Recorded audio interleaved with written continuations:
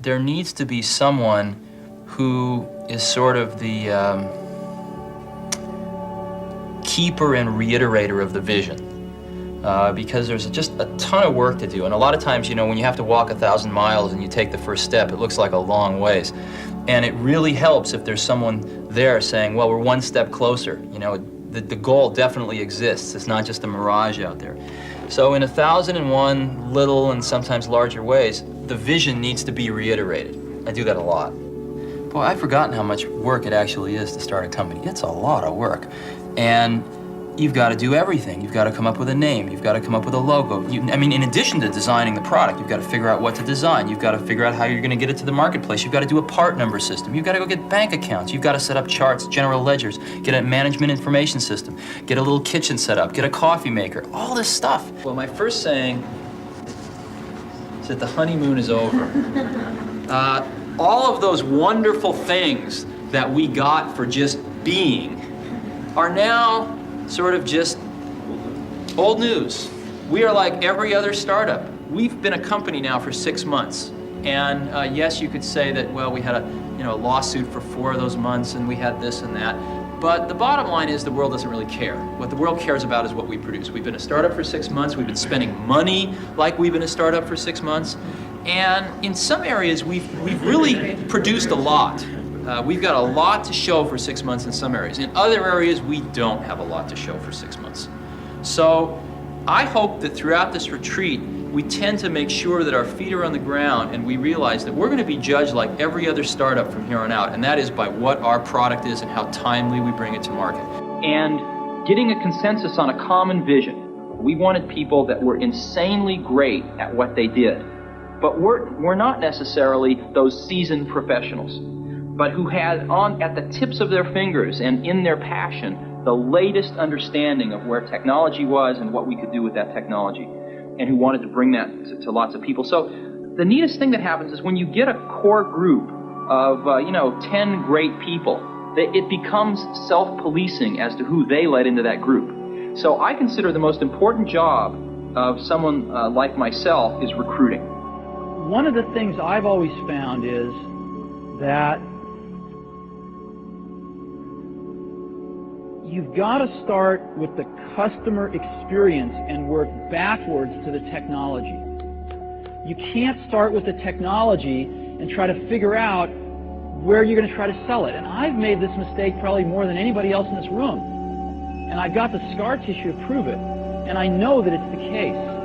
And as we have tried to come up with a strategy and a vision for Apple,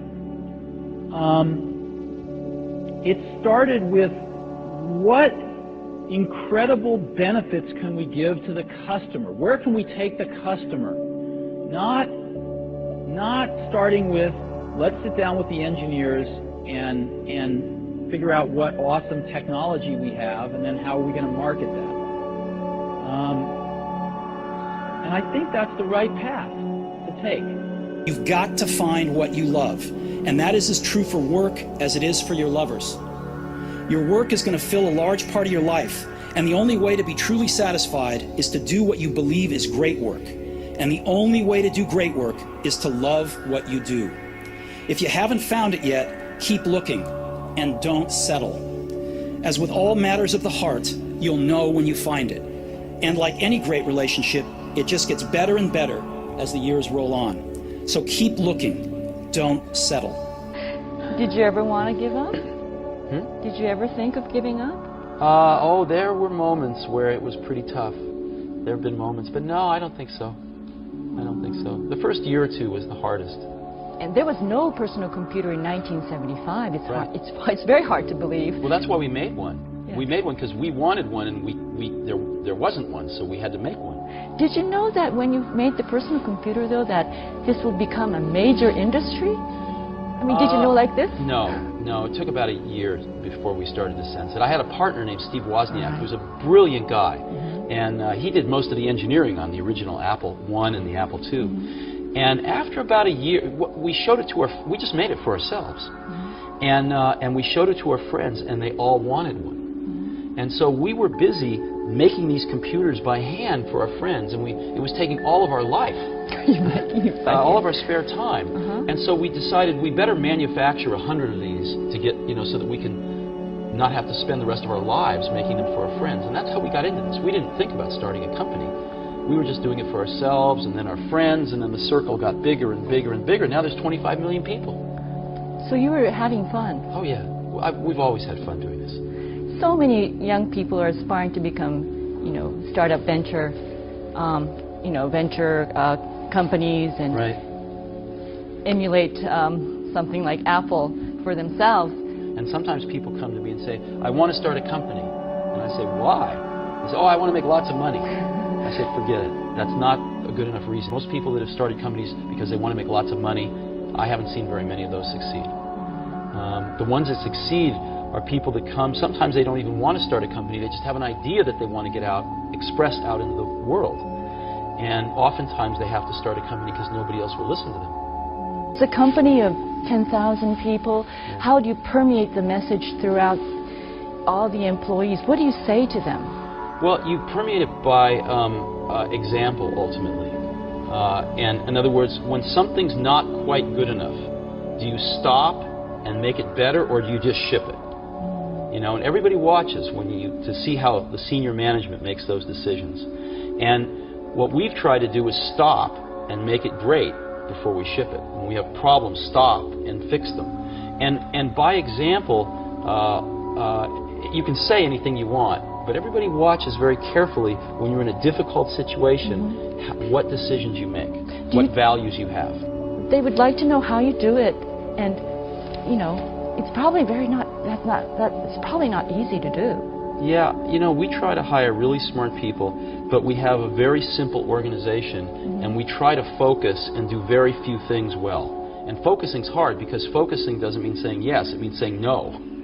So we decide not to do a lot of things so we can focus on a few handfuls of things and do them well. And I think everybody working at a company wants to do something great. They want to be excited about what they're working on, and they want to be recognized for it if they do a really great job.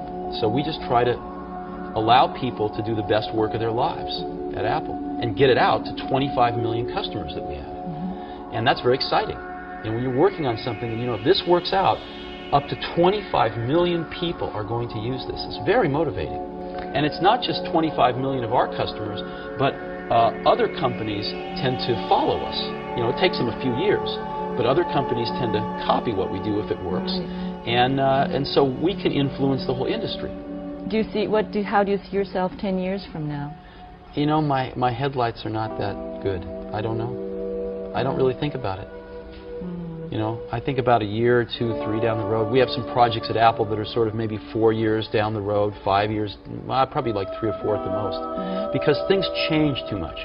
You can be going down a path, you say, well, in 5 years I want to be here, but then something new happens, and you just say, forget that, I want to be over there. So most of this 5-year planning that I've seen in my life, some of it's essential, but most of it changes too quickly. So we tend to look 3, 4 years. It's about as far ahead as we can see. So you can kick yourself in the butt, but I guess now's the time to change. And one of the things I don't see is, I don't see it myself, I don't see it in enough of the rest of us, is I don't see that startup hustle. In other words, if we zoom out at the big picture, it would be a shame to have lost the war because we won a few battles. And I sort of feel like I and some of the rest of us are concentrating too much on the smaller battles. We have to and we're not keeping the war in perspective. And the war is called survival. The war is called not run out of money until we get our product on the market. Some insights and some fundamentally different experiences which I thought might be very beneficial to their lives because of this germ of an idea a few years ago. And that's an incredible feeling. To know that you had something to do with it, A, and B, to know it can be done. To know that you can plant something in the world and it'll grow and change the world ever so slightly. Whether Next can be a viable business is something only time will tell. But Steve Jobs' passionate commitment to his vision is clear. And his certainty that it can be achieved and is worth achieving is a conviction to be observed in all successful entrepreneurs.